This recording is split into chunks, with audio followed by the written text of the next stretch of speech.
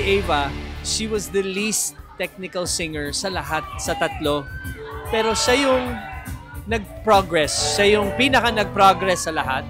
Kaya napunta sa inyo to because yung innocence nyo and yung pagkabata nyo is ilalabas at ilalabas nyo. And yun yung nag-translate sa performance nyo. So, good luck to me. Pero, sa tingin ko, si Ava merong mapupuntahan sa showbiz. Like, she's such a pretty girl. And I think she's such a ray of sunshine. So marami siyang mapupuntahan in the end. Whether she's a singer, actress, or di natin alam. But may future yung bata when it comes to entertainment.